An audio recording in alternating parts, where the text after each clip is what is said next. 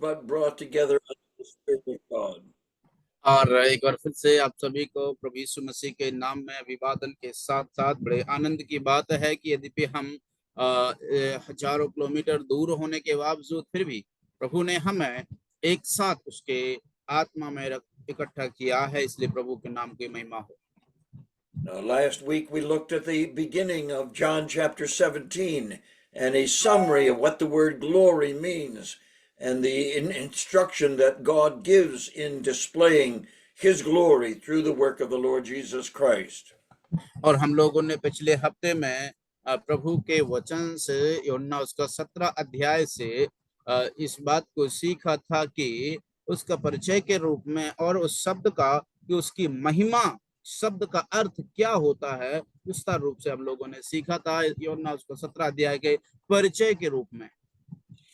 I urged you to spend some time each day reading through John chapter 17 or through the whole account of the Upper Room Discourse. So I hope that you have been enjoying an amazing and profound description of the intercession of the Lord Jesus Christ to his Father regarding his disciples and the world. और हम इस बात को देखते हैं कि मैंने पिछले हफ्ते में आप लोगों से अनुरोध किया था कि आप लोग यूहन्ना रचित सुसमाचार उसका 17 अध्याय को पढ़ने में समय बिताएंगे और साथ ही साथ जो पूरा ऊपर कोठरी का जो प्रवचन है 13 से लेकर के 17 तक आप लोगों ने पढ़ा और पढ़ करके उसका आनंद उठाया। मैं उम्मीद करता हूं कि आप लोगों ने उस बात को प्रभु के वचन से पढ़ने के द्वारा आशीष पाई है। And so we want to read again John chapter 17 verse 1 to help us understand the introduction to this amazing and profound prayer of God on earth praying to God in heaven. और इसलिए आज फिर से आज के अध्ययन के लिए हम यूहन्ना उसका 17 अध्याय की पहली आयत को पढ़ना चाहते हैं, इस बात को जानते हुए कि एक परमेश्वर जो धरती पर रह करके जो परमेश्वर स्वर्ग में है उससे प्रार्थना करता है। I suggested that as you read through John chapter 17, you recognize that the word glory is used in 7 different aspects. And the first one is found in verse 1, and we call it the glory of the cross. और हम जब आप लोग इस 17 अध्याय को पढ़ेंगे तो आपको इस बात का पता चल पाएगा कि प्रभु यीशु मसीह के इस अध्याय में जो शब्द महिमा है वो 7 बार इस्तेमाल किया गया है और पहला शब्द इस्तेमाल किया गया है वो है पुत्र की भी तेरी महिमा करे। We suggested that the word glory is a display excellently with beauty and light, and those characteristics show up in the cross, but from a very different perspective than we might expect. और हम इस बात को देखते हैं कि जो महिमा शब्द का मतलब है ज्योति और अदृश्य प्रकाश को प्रकट करने का प्रकाश मानो। यद्यपि हम देखते हैं कि जिस प्रकार से हम उम्मीद रखते थे कि क्रूस पर से कैसी महिमा प्रकट हुई थी, वो एक दूसरे दृष्टिकोण से वहां पर महिमा को प्रभु यीशु मसीह ने प्रकट किया है जिसकी हमने उम्मीद नहीं की। I hope that you understand by now that one of the aspects of study that we are using and employing in the Upper Room Discourse is the repetition that is brought to us by John and the Lord Jesus Christ of various aspects and truths. और एक चीज को जो अध्याय हम लोग अभी तक पढ़ते चले आए हैं, जिन अध्यायों को हमने अध्ययन किया है, उन अध्ययनों से और क्लास के दरमियान आप लोगों ने इतना तो समझ लिया होगा कि प्रभु यीशु मसीह की महिमा को किस तरह से प्रकट करने की बात उन अध्यायों में की गई है, आप लोग समझ चुके होंगे। And so we have looked at in the past 6 months, we looked at 7 gifts the Lord Jesus gave his disciples. और उसके बाद पिछले 6 महीनों से हम लोगों ने देखा कि प्रभु यीशु मसीह ने अपने चेलों को जो 7 वरदान दिए। We looked at 7 commands the Lord Jesus gave his disciples before he sent them into the world with the gospel. और सुसमाचार के साथ उनको जगत में भेजने से पहले दूसरी बात हम लोगों ने देखा, प्रभु यीशु मसीह ने 7 आज्ञाएं उन्हें दी। We looked at 7 characteristics of the Word of God, which the Lord Jesus reminded his disciples of its importance in their lives. और हम लोगों ने इस बात को देखा, तीसरी बात, कि प्रभु यीशु मसीह के चेले हैं, उनके जीवनों में उनका स्वभाव, उनका गुण, जीवन चरित्र कैसा होना चाहिए, उस प्रकार से प्रभु यीशु मसीह ने 7 उनके जीवन के स्वभाव के गुणों को बारे में बताया है। And we looked at 7 ministries of the Holy Spirit, which was a second gift that the Lord Jesus was going to give his disciples on the day of Pentecost in Acts chapter 2.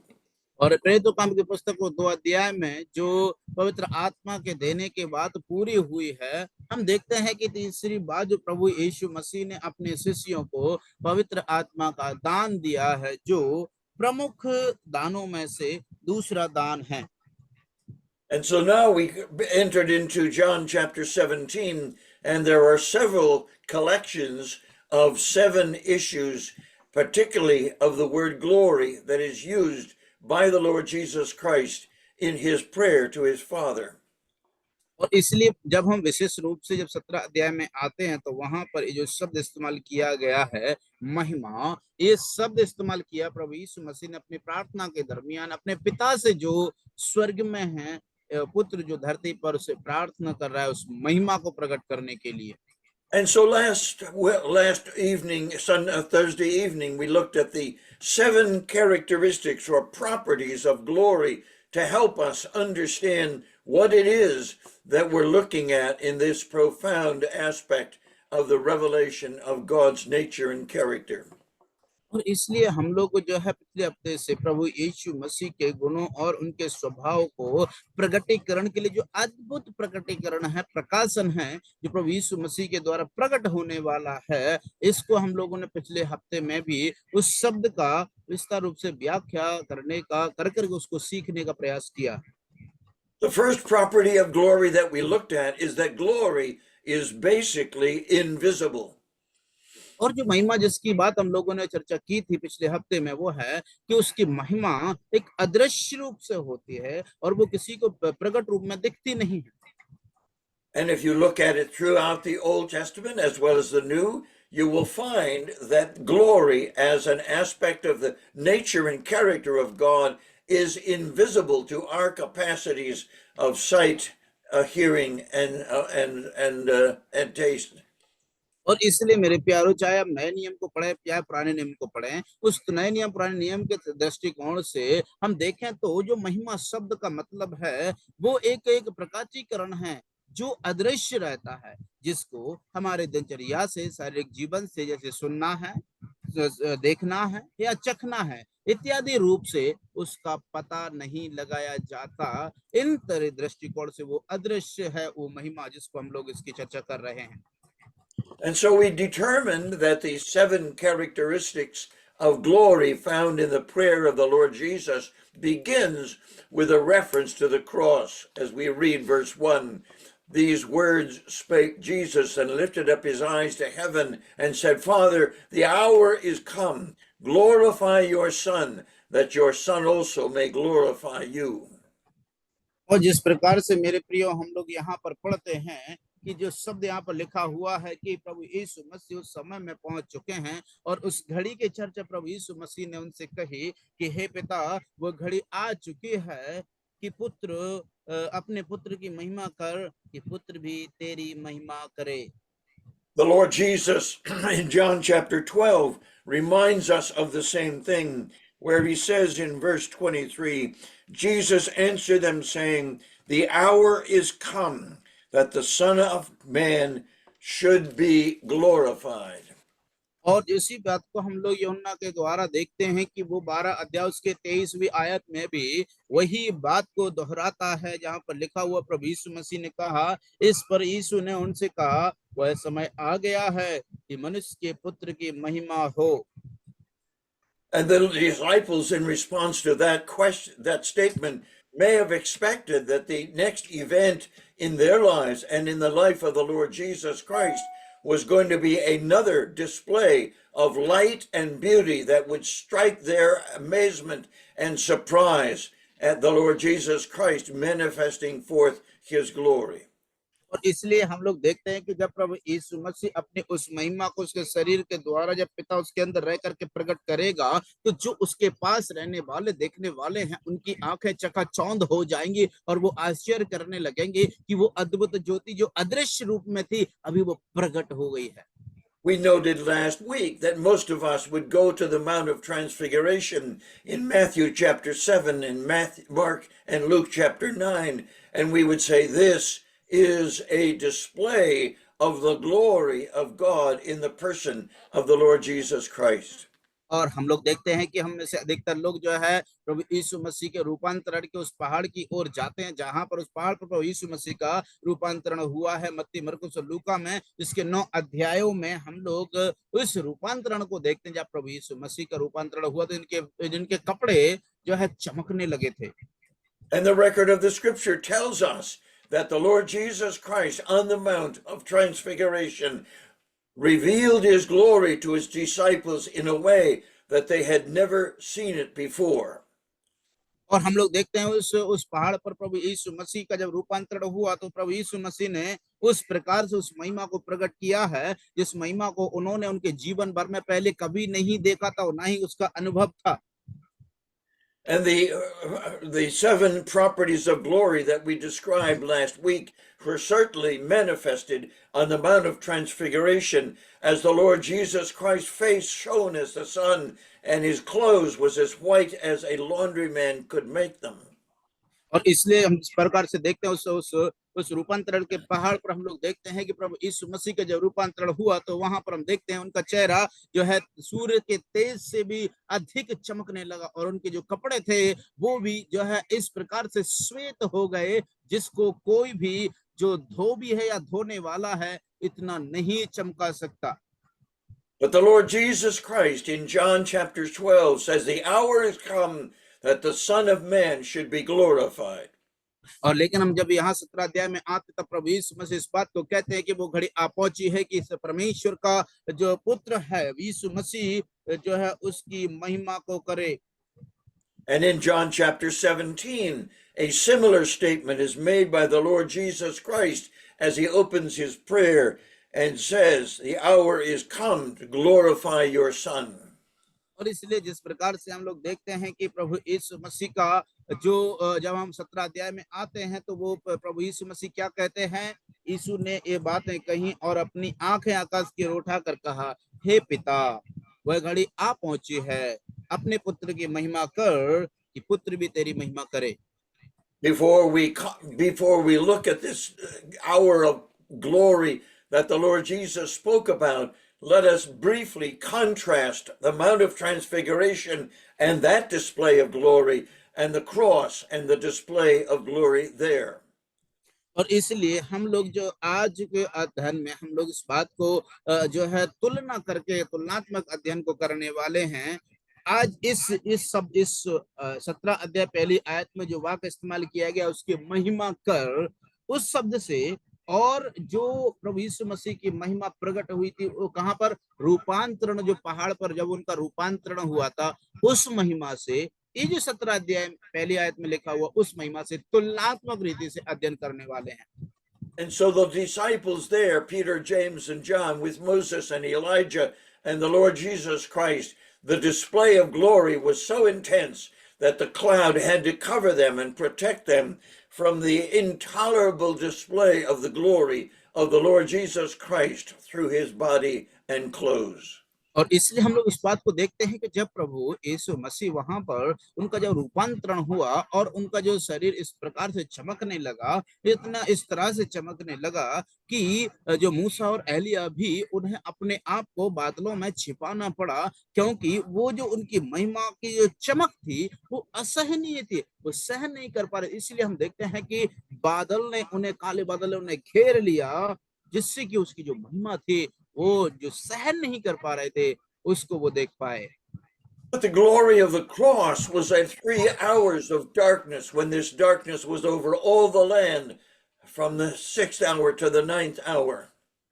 लेकिन हम देखते हैं जो क्रूस पर जो महिमा को देखते हैं, वो शब्द जो है 3 घंटे का समय लगा उसमें। जिस प्रकार से हम लोग 6 घंटे से लेकर के 9 घंटे तक का जो समय है, उसको हम देखते हैं कि जब उस महिमा को जब प्रभु यीशु मसीह क्रूस पर प्रकट कर रहे थे, तब हम देखते हैं आकाश क्या हो गया था, उस 3 घंटे में काला बना रहा, अंधकार छाया रहा। The transfiguration experienced also the voice of the Father saying to the Son and to the disciples, "This is my beloved Son in whom I am well pleased. Hear him." और इसलिए हम लोग इस बात को देखते हैं कि उस जो जब उसकी महिमा को प्रकट हुआ, और हम देखते हैं जैसे उनको उस बादलों ने घेर लिया, तब हम क्या देखते हैं कि वो वहां पर पिता की भी आवाज को हम लोग देख सकते हैं, जब वो कहते हैं कि ये जो मेरा प्रिय पुत्र है, तुम इसकी सुनो। But when we note the work of the cross, it is absolute silence from the Father in glory, and we wait and expect that maybe there would be a voice like there was to Abraham, "Abraham, Abraham," but there is no voice from glory canceling what was about to take place, where the Lord Jesus gave his life for the sins of mankind. और इसलिए हम लोग देखते हैं कि वो प्रभु यीशु मसीह की उस महिमा को जब उसने किया है, हम लोग देखते हैं कि किस तरह से उसने अपनी महिमा को प्रकट किया है। Though we read in Isaiah chapter 53, there's no beauty that we should desire him. I think we would see a beauty in the life of the Lord Jesus Christ and through his body on that Mount of Transfiguration, and the light and beauty was beyond comprehension by the disciples. और इसलिए हम लोग देखते हैं कि जो सुंदर, जो उन्होंने चमक का जो अद्भुत दृश्य वहां पर देखा था, वो दृश्य जो है उनके समझ से कई गुना ज्यादा परे था। जब उनको प्रभु के जो महिमा को जब उन्होंने देखा प्रकट रूप में, तो वो असहनीय था। But the Lord Jesus Christ hanging on the cross is a picture of ignominy and in shame, and a manifestation of the anger and hatred of man against the Lord Jesus Christ manifested in his body. और इसलिए हम लोग देखते हैं कि जो परमेश्वर पिता ने जो है उनको इस संसार में बनाया, और उनको जो है बना करके अपनी महिमा को उनके द्वारा प्रकट किया है, तो यीशु मसीह ने जो अपनी महिमा को प्रकट किया है, वो उनकी जो सृष्टि का जो नियम है उसके विपरीत है। If we look at the body of the Lord Jesus Christ on the cross, it is rather inglorious rather than glorious, with his face marred more than any man, his hair torn from his cheeks, and a crown of thorns on his head. और इसलिए हम लोग देखते हैं मेरे प्यारों की क्रूस की जो जो जो महिमा है, वो उस महिमा से जो है हम देखते हैं कि प्रकट होती है एक इस तरह से, मानो उसके जो दाढ़ी के जो बालों को नोचा गया है, उसके सिर पर जो देखते हैं जो कवर जो जहाँ पर मुकुट होना चाहिए था, कांटों का मुकुट रखा गया है। इस तरह से क्रूस की महिमा और उसकी जो वहां पर पहाड़ पर जो महिमा हुई थी, उससे इस तरह से विपरीत है। And the prophet tells us that the painful expression of the scourging of the Lord Jesus Christ by the Roman guards produced his back as a plowed field. और इसलिए हम लोग देखते हैं कि जो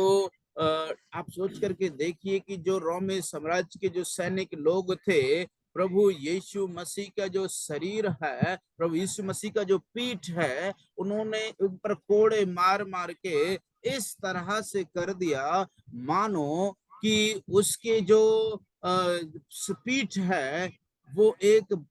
बखरा हुआ खेत हो, जिसको है ना, खेत को जब किसान बखरता है ना, ट्रैक्टर चलाता है, उसमें हल चलाता है, वैसे तो यीशु मसीह का पीठ को उन्होंने कर दिया था। So it's hard for us to grasp how the Lord Jesus Christ can open his prayer by saying, "Father, glorify your Son, that your Son also may glorify you." और इसलिए मेरे प्यारों, हम लोग देखते हैं कि इस बात को हमें समझना हमारी समझ से परे है कि जब प्रभु यीशु मसीह इस प्रकार से कहते हैं कि हे पिता, तू अपने पुत्र की महिमा कर ताकि पुत्र भी तेरी महिमा कर सके। ऐसी अवस्था में होने के बावजूद भी कितने कोड़े उन्हें लगे, इस प्रकार से उनका शरीर को, लेकिन फिर भी प्रभु यीशु क्या प्रार्थना करते, वो जानते थे, फिर भी वो प्रार्थना कर रहे हैं। So we have to take our eyes off of the physical sufferings of the Lord Jesus Christ in his cheeks, in the crown of thorns, in his back, and say, where is the glory of the cross for us as believers 2,000 years later?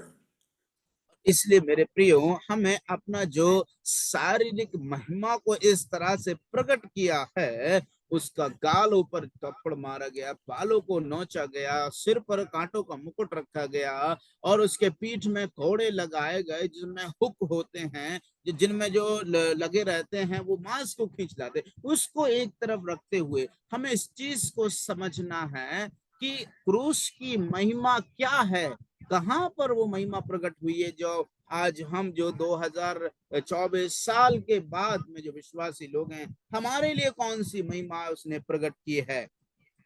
So it's easier for us to look at the physical suffering of the Lord Jesus Christ and hear Jeremiah say, is there any sorrow like unto my sorrow that has been administered by Almighty God to my person and body?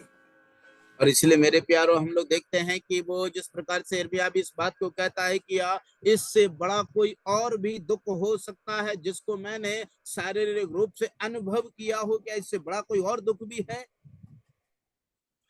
And so I want to look at 7 displays of the glory of God through the work of the cross and the person and work of the Lord Jesus Christ. और इसलिए आज हम लोग 7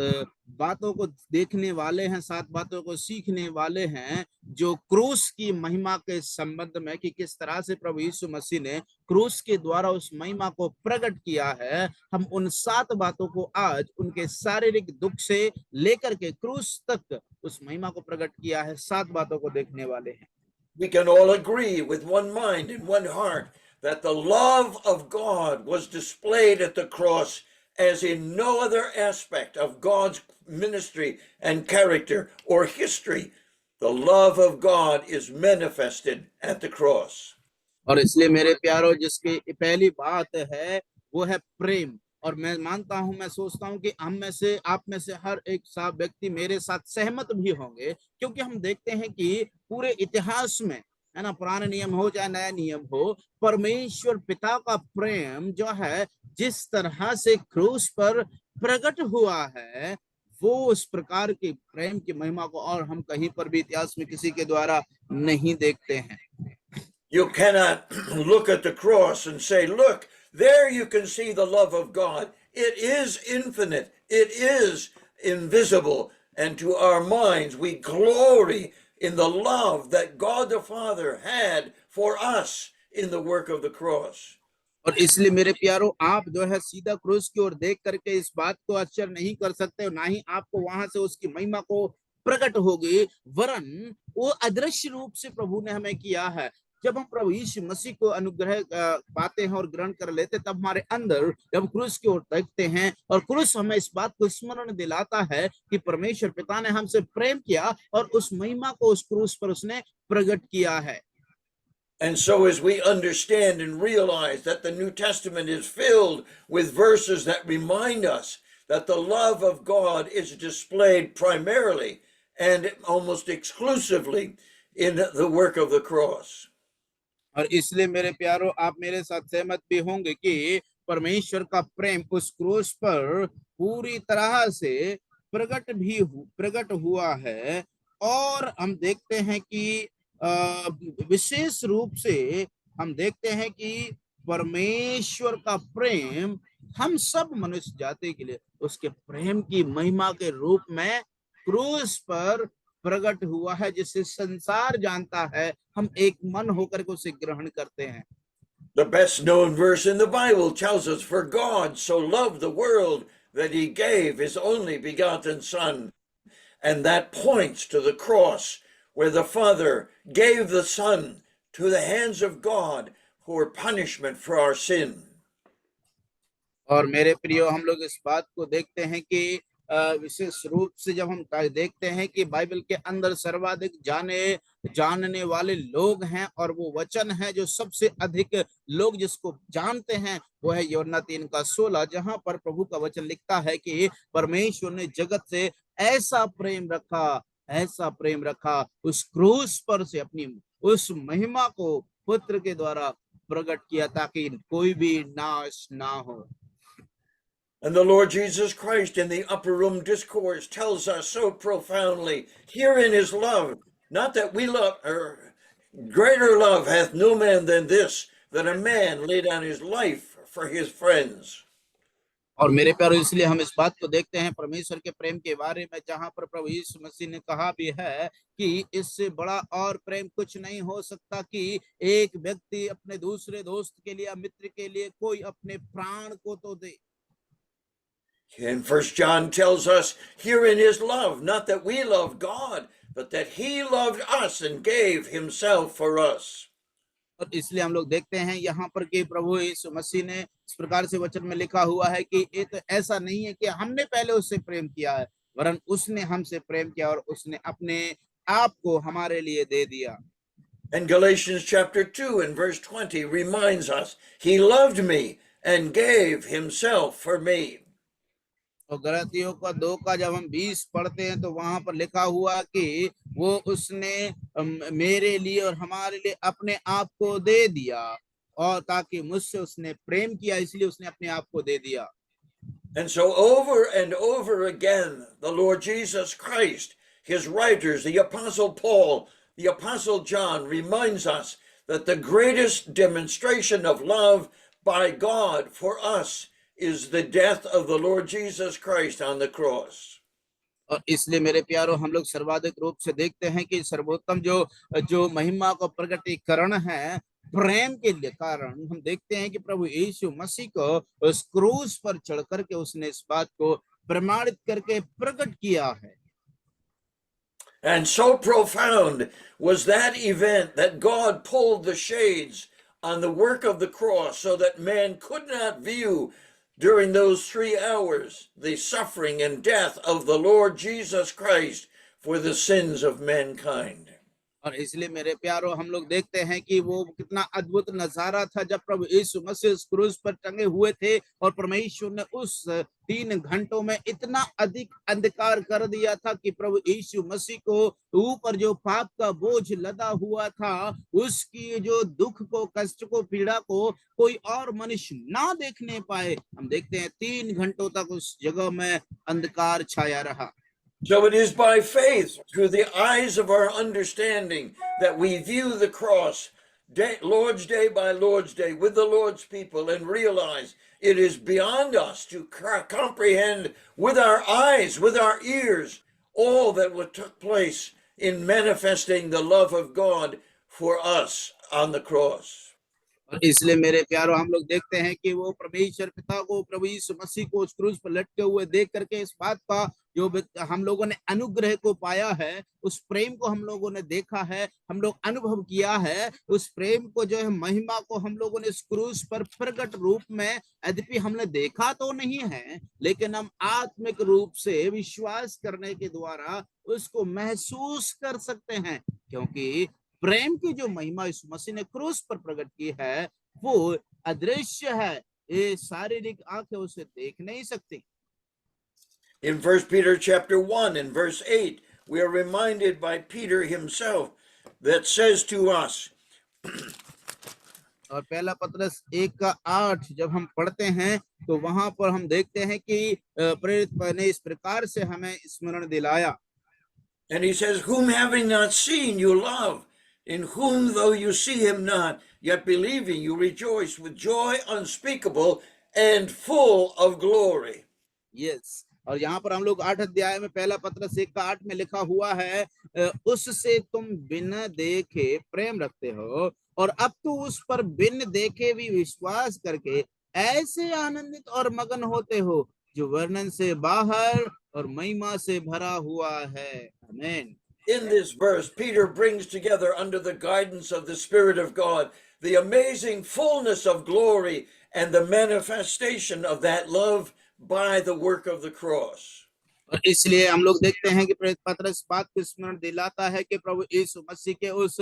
प्रेम की महिमा को विश्वास के द्वारा इस तरह से आनंद और मगन होने का कारण है कि वो उस प्रेम की महिमा को प्रभु यीशु मसीह ने प्रकट कहां से किया है, जो महिमा से भरा हुआ था, वर्णन से बाहर था। हम देखते हैं क्रूस पर प्रभु यीशु मसीह ने उसको प्रकट किया है। The second aspect that is displayed at the cross that we have difficulty seeing but is still manifest there is the grace of God manifested at the cross. और इसलिए हम लोग इस बात को देखते हैं कि प्रभु यीशु मसीह की महिमा को जो उस क्रूस पर प्रकट होते हुए देखा गया है। The Lord Jesus, the Gospel of John begins in chapter 1 and verse 14 that the law was given by Moses, but grace and truth came by Jesus Christ. यूहन्ना 1:14 जब हम पढ़ते हैं तो वहां पर लिखा हुआ है कि मूसा के द्वारा तो नियम व्यवस्था दी गई, लेकिन अनुग्रह और दया प्रभु यीशु मसीह के द्वारा आया। There are more than a half a dozen places where the word glory and the word grace are put together, and it is a manifestation of that glory that brings us to our knees and causes us to say to God, thank you for this amazing display of your grace in the cross. और इसलिए मेरे प्यारो, उस क्रूस के ऊपर उस प्रभु यीशु मसीह ने अपनी उस महिमा को प्रकट किया है। जब हम उसके अनुग्रह और उसकी दया का जो है अंश पा करके जब हम उसको महसूस करते हैं, विश्वास करके अनुभव करते हैं, तब हमारे हृदय जो है आनंद से भर करके हमारे घुटने उसके सामने टिक जाएंगे। और इस बात से कि वो परमेश्वर क्या किया है, हमसे प्रेम किया है और हम उसको धन्यवाद देंगे। The Apostle Paul brings to us through his letter to Timothy, the grace of God hath appeared, bringing salvation to all men, and that salvation is centered in the cross of Christ.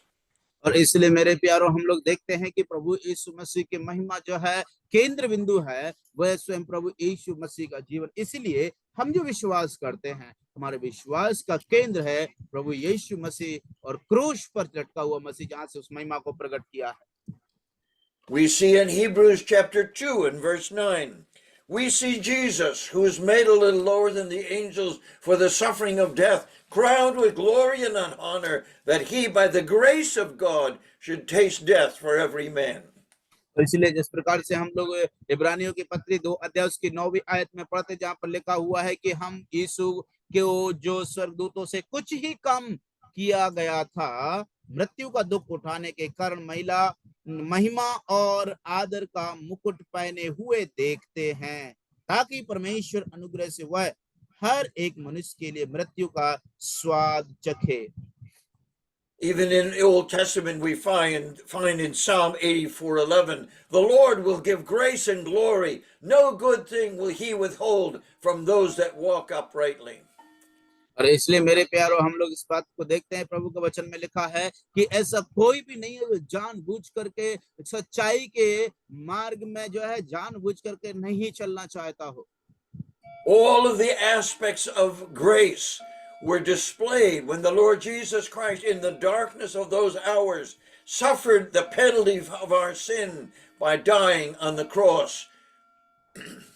और क्रूस पर प्रभु यीशु मसीह ने चढ़ करके हम देखते हैं कि वो 3 घंटे का जो अंधकार का समय था, हम देखते हैं उस अनुग्रह के उस महिमा को प्रभु यीशु मसीह ने किस तरह से प्रकट किया है, हम लोग उस चीज को देख सकते हैं। You can't take me to the cross of the Lord Jesus Christ during those 3 hours of darkness and say, here is the grace of God. But the Bible tells us that the grace of God was manifested at the cross more than any other experience in the life or death of the Lord Jesus Christ. और इसलिए मेरे प्यारो, हम लोगों यदि आप मुझे क्रूस के पास ले जा करके स्मरण दिलाएंगे कि यह देखो कि जहां से अनुग्रह प्रकट हुआ है, तो मैं आपसे इस प्रकार से कहूंगा कि केवल ऐसा नहीं है कि उस क्रूस पर ही, वरन प्रभु यीशु मसीह के क्रूस पर चढ़ाए जाने के द्वारा प्रभु ने उस महिमा को इस तरह से प्रकट किया है जो जिस प्रकार की महिमा को पहले कभी भी इतिहास में या किसी भी पुस्तक में या किसी भी व्यक्ति के द्वारा प्रकट किया हो। What an amazing array of glory, totally unseen by the disciples or the mob that gathered around the cross. और इसलिए मेरे प्यारो, जो जनता क्रूस के आसपास खड़ी हुई थी, उस वहां पर जो प्रभु यीशु मसीह को देख रही थी, कितनी अद्भुत और कितना अद्भुत नजारा महिमा से भरा हुआ जब प्रभु यीशु मसीह क्रूस पर थे, जिसने मेरे और आपके पापों के लिए वहां पर उसकी कीमत को चुकाया है और छुटकारे की महिमा को प्रकट किया है। The love of God was manifested in the glory of the cross, unseen by anybody viewing the cross. और इसलिए मेरे प्यारो, कितनी अद्भुत बात है कि प्रभु यीशु मसीह के उस महिमा को जो उसने उस क्रूस पर प्रकट किया था, क्रूस पर चढ़ करके, जिसको किसी भी व्यक्ति ने पहले कभी नहीं देखा था। Secondly, the grace of God was manifested at the cross, and though it was dark, nobody could see the grace as manifested by what the Lord Jesus Christ accomplished in his death on that cruel cross. देखिए मेरे प्यारो, वो क्रूर जो है कठोर क्रूस पर प्रभु यीशु मसीह ने चढ़ करके तो अनुग्रह को प्रकट किया है। अनुग्रह की महिमा को कोई भी व्यक्ति इसीलिए नहीं देख पाया क्योंकि हम देखते हैं वहां पर 3 घंटों तक पूरी तरह से अंधकार छाया रहा। The third aspect of glory that was manifested at the cross that nobody saw was the peace of God that was manifested at the cross in the midst of that dark hour as the Lord Jesus Christ experienced the judgment of God against our sin. और तीसरा जो बिंदु हम लोग देखते हैं, प्रभु यीशु मसीह ने क्रूस पर महिमा को प्रकट किया है, जिसमें से हमें से कोई भी व्यक्ति ने कभी नहीं देखा था। उस समय में जो व्यक्ति वहां पर खड़े हुए थे, किसी ने नहीं देखा था। वो था शांति का महिमा। और उस शांति का महिमा जब 3 घंटे का अंधकार छाया रहा, वहां पर प्रभु यीशु मसीह ने शांति का महिमा को प्रकट किया, जिसको किसी ने भी वहां पर रहने वालों ने नहीं देखा। We see these two words brought together in the initial picture that's given to us way back in Luke chapter 2 and verse 14. Glory to God in the highest, and on earth peace, goodwill toward men. और लूका उसका 2 अध्याय, gospel of Luke chapter 2 verse 14. Okay 14 जब लूका रचित सुसमाचार उसका 2 अध्याय उसके 14वीं आयत को जब हम देखते हैं तो वहां पर वचन में लिखा हुआ है कि आकाश में परमेश्वर की महिमा और पृथ्वी पर उन मनुष्यों में जिनसे वह प्रसन्न है शांति हो। Yes. You see how those words are brought together, the glory of God and peace. We find it again in Luke chapter 19 and verse 38. और उसी बात को देखिए मेरे प्यारो, हम लोग जब ये पढ़ते हैं वचन को 2 अध्याय का उसका 14वीं आयत में जो किस प्रकार से उन शब्दों का इस्तेमाल किया गया है, स्वर्ग में उसकी महिमा, पृथ्वी पर रहने वाले मनुष्यों पर उसकी शांति हो, उसी प्रकार से लूका उसका 19 अध्याय उसकी 38वीं आयत में लिखा हुआ है, धन्य है वह राजा जो प्रभु के नाम से आता है, स्वर्ग में शांति और आकाश में महिमा।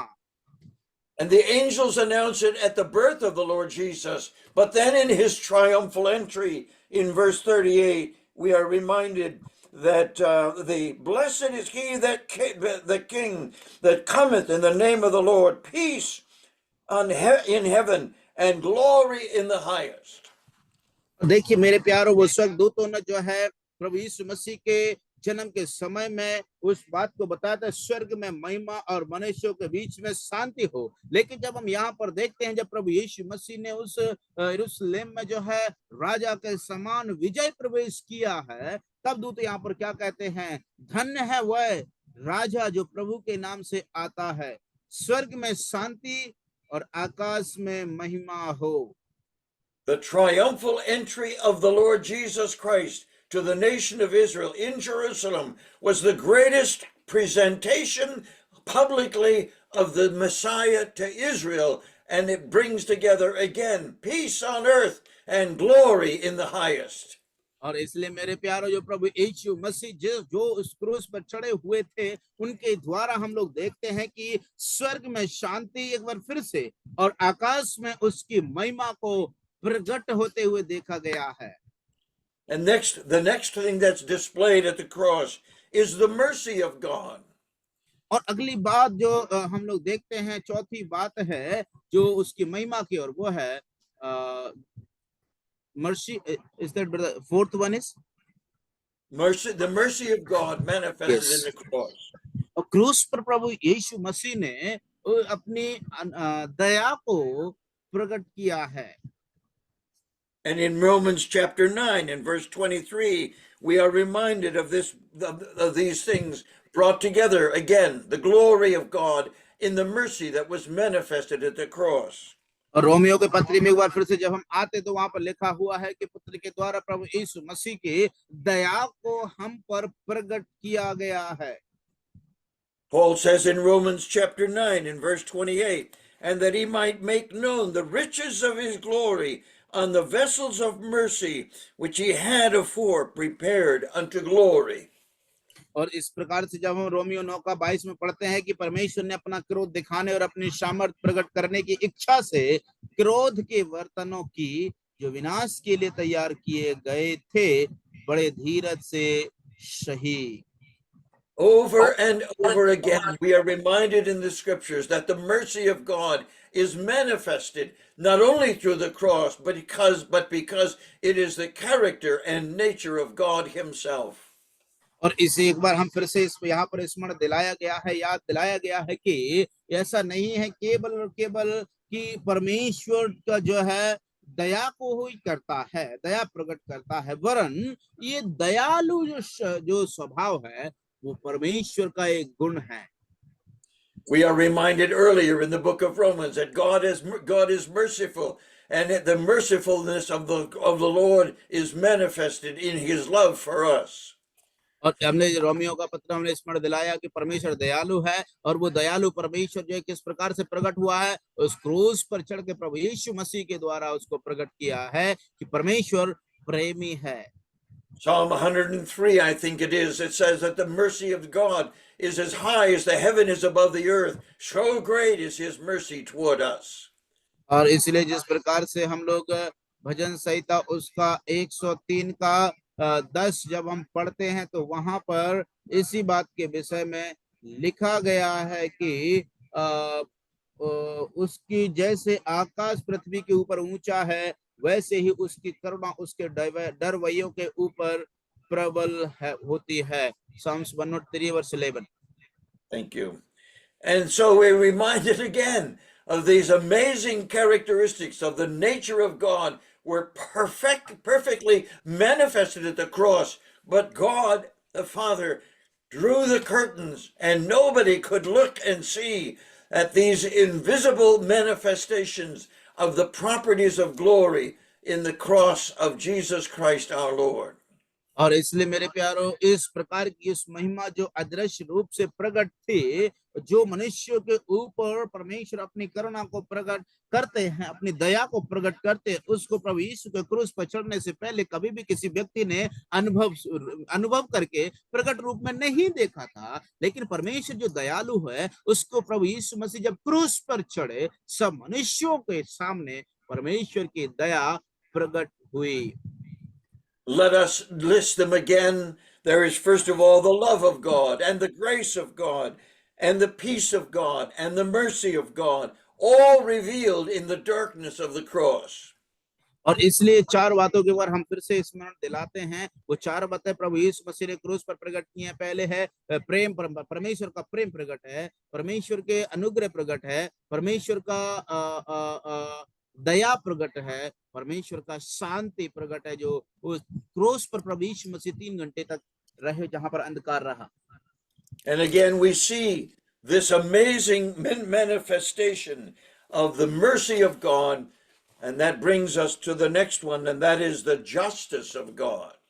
और इसलिए अगले जो प्रभु के दया को जो प्रकट करता है, उसमें से जो 5वां गुण है वो है परमेश्वर का न्याय उस क्रूस पर प्रकट हुआ है।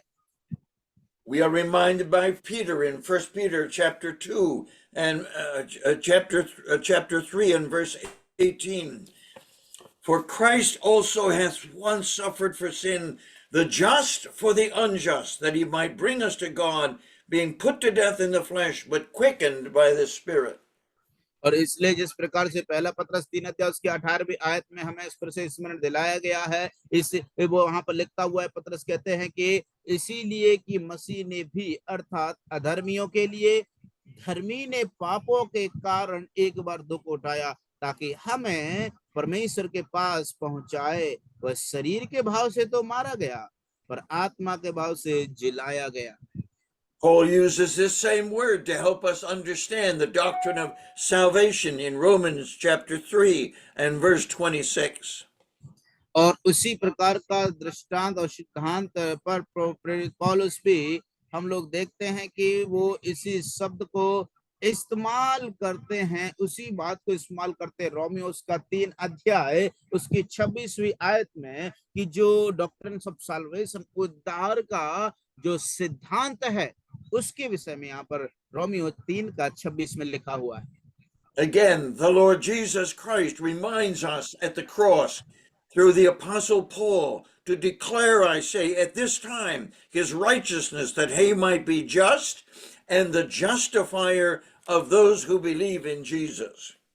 और यहाँ पर जिस प्रकार से लिखा हुआ है रोमियो 3 का 26, वरन इसी समय उसकी धार्मिकता प्रकट हो कि जिससे वह आप ही धर्मी ठहरे और जो यीशु पर विश्वास करे उसका भी धर्मी ठहराने वाला हो।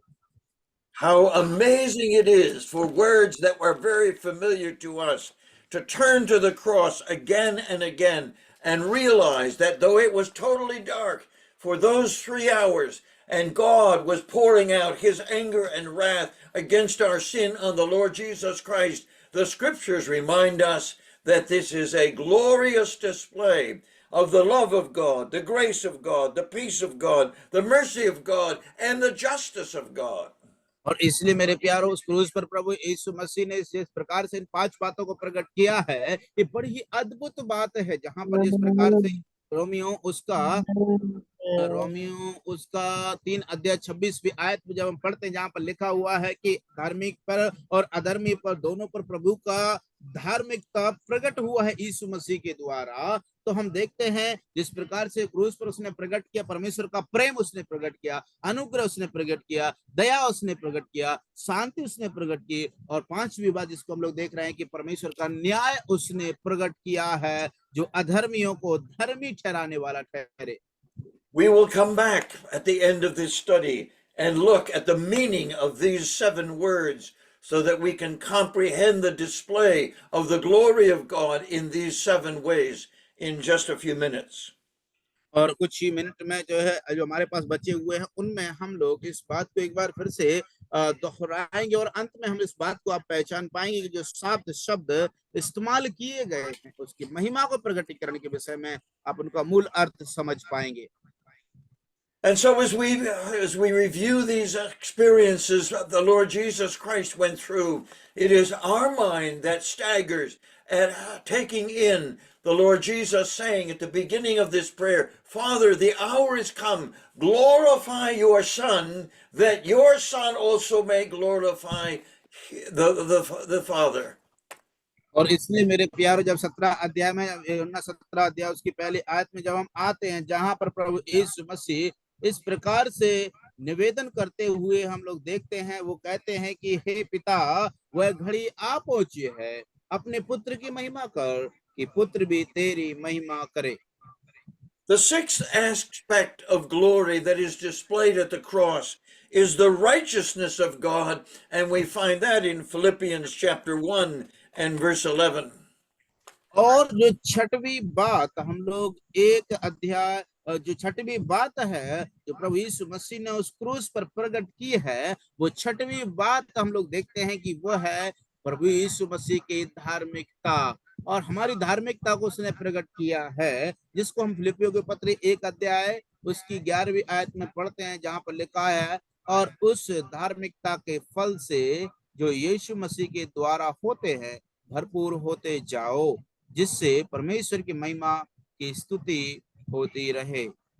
The Apostle Paul has reviewed the work of the cross And he says that we, as believers in Jesus Christ, can be filled with the fruits of righteousness, and that righteousness which is given to us by Jesus Christ. And the result is glory and praise to God.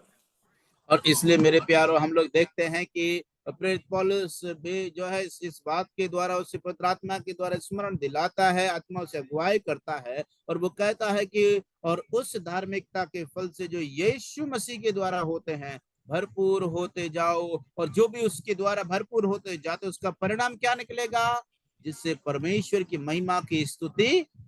और स्तुति होती रहती है। It is Christ himself that manifested the glory of these various characteristics of his Father and of himself as the Son of God that causes us to review at the cross the amazing provision for our salvation. और इसलिए मेरे प्यारों हम लोग देखते हैं उस कलवरी के क्रूज पर हमारे लिए परमेश्वर ने जो एक अद्भुत प्रावधान हम सबके लिए किया है, जिसके द्वारा उसकी The number 7 aspect of the cross, what we find, is the wisdom of God. We are reminded over and over again that the Lord Jesus Christ is the personification of wisdom, and the wisdom of God is displayed at the cross as the work of salvation is worked out according to God's plan through the death of the Lord Jesus Christ. और हम लोग देखते हैं सातवीं बात को हम लोग देखते हैं कि वो प्रभु यीशु मसीह का ज्ञान का प्रगटीकरण है। जो सातवीं बात क्रूस पर है वो ज्ञान का प्रगटीकरण है। इस प्रकार से हम लोग उसके जीवन से इस बात को समझते हैं कि प्रभु यीशु मसीह ने किस प्रकार से अपने ज्ञान को उस क्रूस पर से प्रकट किया है। हम उस बात को परमेश्वर के वचन में पढ़ते हैं ताकि हम उसके ज्ञान से भरपूर हो जाएं। And the Apostle Paul in 1 Corinthians chapter 2 and verse 7 brings together again these two words, the glory of God and the wisdom of God, and it's manifested in the cross. और यहाँ पर प्रेरित पौलुस हमें पहला कुरिन्थियों उसका 2 अध्याय उसके 7वीं आयत में वो दोनों शब्दों को एक साथ लेकर के आता है, जहाँ पर लिखा हुआ है वचन 7 में, पहला कुरिन्थियों 2 का 7, परंतु हम परमेश्वर का वह गुप्त ज्ञान भेद की रीति पर बताते हैं जिसे परमेश्वर ने सनातन से हमारी महिमा के लिए ठहराया है। ये जो परमेश्वर का गुप्त ज्ञान है उसने हमारी महिमा के लिए ठहराया है, वो प्रकट कहाँ हुआ है? उस कलवरी के क्रूस पर प्रकट हुआ है। Before the world began, the Apostle Paul is telling us that the Lord Jesus Christ's glory was going to be manifested perfectly at the cross. And this was a prophecy that was fulfilled as the Lord Jesus Christ bore our sin in his own body on the tree. Both glory and wisdom are manifested at the Lord's suffering and death. और मेरे प्यारो देखिए कितनी अद्भुत रीति से इस बात को प्रेरित पौलुस को पवित्र आत्मा ने उसको बताया कि संसार की उत्पत्ति से पहले प्रभु यीशु मसीह के विषय में इस बात की जो है भविष्यवाणी के रूप में कह दिया गया था कि किस प्रकार से प्रभु यीशु मसीह उसकी महिमा को प्रकट करेगा क्रूस पर चढ़ करके। हम देखते हैं कि क्रूस पर चढ़ के प्रभु यीशु मसीह ने हमारी महिमा के लिए और परमेश्वर के प्रभु यीशु मसीह के गुप्त ज्ञान को उसकी मृत्यु उसके दुख उठाए जाने के द्वारा क्रूस पर चढ़ करके प्रकट किया है। You can look again at the properties of glory that we looked at last week, and you realize as you gaze at the cross that the invisibility of invisibility of God's glory made it impossible for man to stand at the cross and understand the love of God, the grace of God, the peace of God, the mercy of God, the justice of God, the righteousness of God, and the wisdom of God. और मेरे प्यारो इसलिए हम देखते हैं कि प्रभु यीशु मसीह के द्वारा उस क्रूस पर जब हम देखते हैं जिस प्रकार से प्रभु यीशु मसीह ने उस पर चढ़ करके अपने आप को समर्पित करके क्रूस पर से परमेश्वर के प्रेम को प्रकट किया, परमेश्वर के अनुग्रह को प्रकट किया, परमेश्वर की दया को प्रकट किया, परमेश्वर के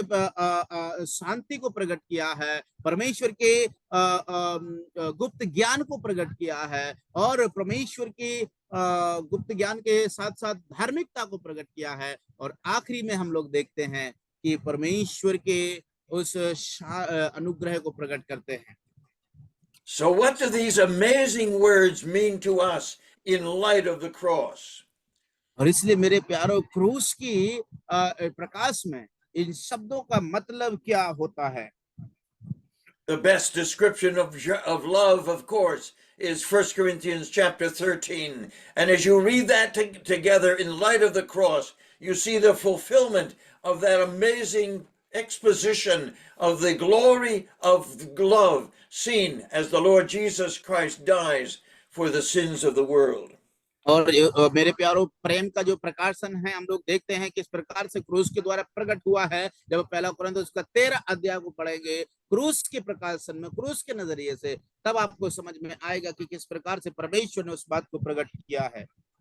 The word grace means to give you something that you don't deserve. And the Lord Jesus Christ at the cross, with a currency that involved his death, burial, and resurrection, he purchased for us all the gifts, all of the grace that is available to us from God the Father through the Son.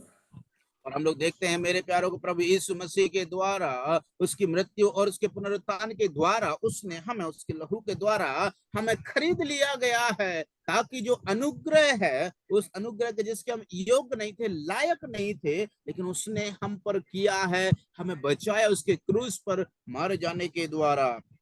The disciples did not understand when the Lord Jesus in the upper room said, "Peace I leave with you, my peace I give unto you," that it was the purchase of peace at the cross in the midst of those dark hours, that peace of God was gloriously displayed to the heart and mind of men, including ourselves. और हमारे उद्धार के साथ साथ उस समय में जो मनुष्य लोग थे, जो प्रभु यीशु मसीह को क्रूस पर चढ़ाया गया था, वहां पर जो 3 घंटे का जो शांत समय रहा, हम देखते हैं कि परमेश्वर का शांति का महिमा को प्रकटीकरण हुआ है। The mercy of God, which is higher than the heavens itself, was accomplished at the cross, because mercy says to us, God is withholding the judgment that we are due. And so he was able to pay the price for our sin, so that none of us who believe will have to suffer as he suffered for our sin. और इसलिए मेरे प्यारो, हम लोग देखते हैं उसकी दयालुता को, दयालु का, जब हम लोग उसके पाप के कारण मरे हुए थे, उसके पाप के भागीदार थे, लेकिन उस भागीदारी को जो हम जिसके योग्य थे, प्रभु यीशु मसीह ने अपने आप को उस क्रूस पर लेकर के उस अपनी दया को उसने प्रकट किया है। In order for the justice of God to be displayed at the cross, it was necessary that a substitute be found for us, a substitute who had no sin and yet was willing to pay the price of the sin and wickedness and disobedience of all sinners. और इसलिए मेरे प्यारो, हम लोग देखते हैं कि पापियों की अनाज्ञाकारिता के कारण जो इस संसार में लोग पापी हो गए थे, उनके लिए परमेश्वर ने किस प्रकार से उनकी क्षमा के लिए, उनके जो है बचाए जाने के लिए प्रभु यीशु मसीह ने अपने आप को क्रूस पर कुर्बान कर दिया। God remained just in his desire to pour out his grace and his blessings on us, because Jesus Christ suffered and died for us, and he was both just and the justifier of those of us who believe in Jesus. और इसलिए मेरे प्यारो, हम में से हर एक जन, जो व्यक्ति प्रभु यीशु मसीह के जो नाम पर विश्वास करते हैं हमारे लिए, और जो विश्वास नहीं करते हैं उनके लिए जो परमेश्वर का न्याय है और न्याय करने वाला है, उसको प्रभु यीशु मसीह ने उस क्रूस पर प्रकट किया है। The Lord Jesus Christ was experiencing the total righteousness of God, because he willingly said, "I lay my life down and no man takes my life from me." And so Christ manifested his righteousness and the righteousness of God in the death of an innocent sufferer. और इसलिए मेरे प्यारो, हम लोग देखते हैं उस प्रभु यीशु मसीह जो निर्दोष थे, उनके द्वारा, प्रभु यीशु मसीह के द्वारा क्रूस पर चढ़ाए जाने के द्वारा से उसने जो 5वीं बात जिसको हम लोग चर्चा कर रहे हैं, वो है उसकी धार्मिकता को हम पर उसने प्रकट किया है, ताकि उसके द्वारा हम भी धर्मी बन जाएं।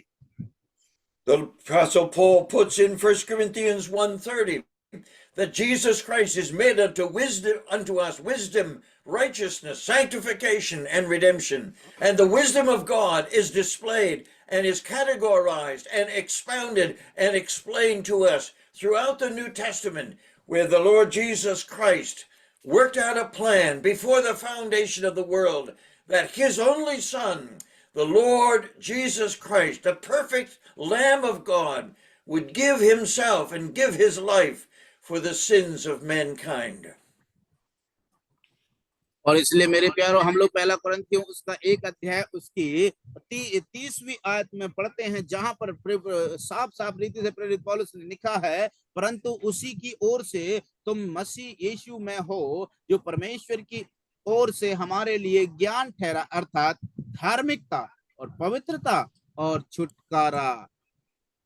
Say it again, as the Lord Jesus Christ said it, to open his experience of talking as God on earth, the God-man, to God in heaven. Father, the hour is come. Glorify your Son, that your Son may glorify you in the cross and on the cross. और इसलिए मेरे प्यारों, हम भी उसी बात को फिर से एक बार दोहराएं, यूहन्ना इसका 1:17 में, जहां पर प्रभु यीशु मसीह कहते हैं, हे पिता, वह घड़ी आ पहुंची है, अपने पुत्र की महिमा कर, कि पुत्र भी तेरी महिमा करे. Make this list of the many evidences of the glory of God and the glory of the Son at the cross. It will expand your appreciation for worship. It will help you give the gospel more accurately to the world, and it will give you the idea of fellowship with the Father and with his Son, Jesus Christ. आप जो है इन जो नाम जो अभी तक हम लोगों ने 7 बातें देखी हैं, उनका एक सूची बना लीजिए और इन पर मनन कीजिए. जब आप मनन करेंगे, तब ये बातें आपको परमेश्वर की आराधना करने में, उसको और भी बोझ के साथ में समझते हुए उसकी स्तुति करने में सहायक सिद्ध होंगी.